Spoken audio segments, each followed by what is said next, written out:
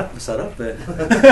Well, you know, I mean, we were playing in the regular bars, but I mean, here, the Yung gig pinaka here. Oh, yeah, okay yeah. siguro, yung FET. Kasi parang we weren't expecting na, di ba, magustuhan yung crowd, lalo na parang nasa rock venue tayo. Yeah. Biglang second band lang tayo, pero after natin, di ba, parang more. Yeah, Di ba, parang yeah. nakakagulat lang na from that crowd, biglang We were meron din yeah, pala silang ka-steadiness. No?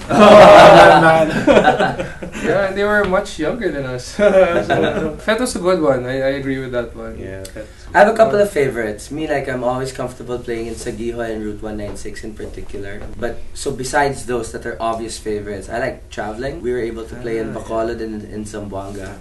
So those were really cool for me. And also, Rock the Riles for me was a lot of fun. Rock the Riles. One of the first few gigs, huh? Yeah, I think there's something to be said about, you know, like, going to a train station at 12 noon with a hangover, doing a gig, you know, and like this bright light and all these people passing by. I thought it was the difference of playing that stage, you know, for me really stood out. We'll start off with the single, Halo Halo. The first idea was talking about really the Halo Halo drink, literally. Bubbles and, you know, Secret sauce. the secret sauce in the Halo Halo. But then, you know, and then it's like, you know, us just being different and, you know, having to appreciate everyone's differences, you know. Little Sally Water is about a baby vampire. That one was written when I saw my niece, who had like a lot of food one day in her mouth, and then she looked like a baby vampire, and I thought it would be a nice thing to talk about that. We had Love in a Day. Love in a Day was more of like a man looking into himself, seeing whether or not, if he can see himself in other people, you know, can he show love in a day? Can it be realized within one person to actually be able to love another person in one day? That was the idea behind that. Well, ectoplasm, when you research the word ectoplasm on, I think, Google, what did it say? It's like a spirit, it's something paranormal. Right? Yeah, Yeah. paranormal thing. Yeah, And which is not actually like how we first started writing the lyrics. It had nothing to do with like paranormal stuff. Ghostbusters. Yeah. Something formed or molded. breathe is just, you know, being breathe, like, you know, more of a tribal thing going on. I like a day in a love in a day. You like and Love in a Day? Ectoplasm. Halo, Oh, that's a Halo, halo. Dij. Halo-halo. Like, pati walking around. Walking around. I also like Tanabata a lot. It's part of the album. Yeah, I think it's a really like well composed song, and I think the way we were able to bring it to life in the recording is something I'm particularly proud of.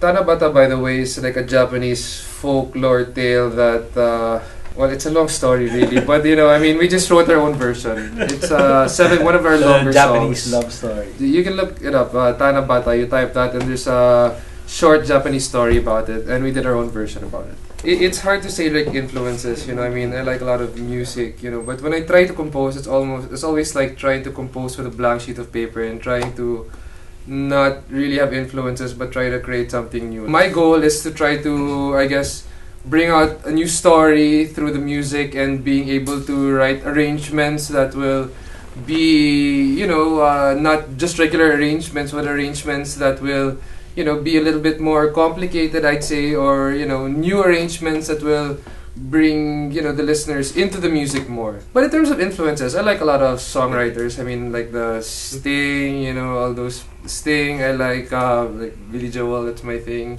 And then, well, the 90s bands, you know, I grew up there, like the Pearl Jam era. But to say that I was thinking of writing like them while I was doing the music, I wouldn't say so. Actually, the best person would who can comment with that are people who hear the music. You know, what does it sound like, let's say, to you guys? I mean, what does would you say, what does it sound like for I think you? the answer is enough. Passing the question. No, I mean,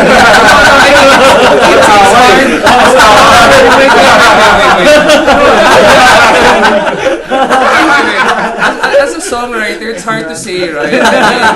It's hard to say where the music influences. It's good to hear, like, you guys, I don't know, you tell me, what does it sound like to you guys? I mean, you guys, like, DJ, you've just been playing with us for a while. Like, what is it, you know, how do you describe the music? Yeah, why not? Let's ask DJ. How do you describe the music? I'll describe Study Machine, man. Ako yung description ko after I played yung first gig sa inyo. hindi ko masasabing certain band. Masasabi ko na Steady Machine. I mean, yung parang yun lang talaga eh. Siguro kung mag-iisip ako ng type of music na ngayon, pero hindi ko naman natin napag-uusapan na recent. Siguro parang John Butler Trio. Kasi pag pinapakinggan ko yung mga kanta nila, trio sila, pero pag pinakinggan mo, ang dami ring elemento. Pero not necessarily kagaya ng Steady Machine. Kasi may mga nagtanong na rin sa akin eh. Ano ba yung Steady Machine? Sino ba yung tinutugtugan mong bago? Anong tugtugan? Ako sagot ko lang, Steady Machine. Kung gusto nyo malaman, That's it. It's Steady Machine. Machine. That's the new Okay, that's right. Oh, you're saying. I agree with that. Expound, please. Expound. Kasi I wanna agree. Don't just say agree. Expound. Why do you agree? Parang, I haven't heard anything like that before. That's why it's peculiar. It's Steady Machine sound. And the songwriting na lang iba. At saka steady. Steady. Na machine.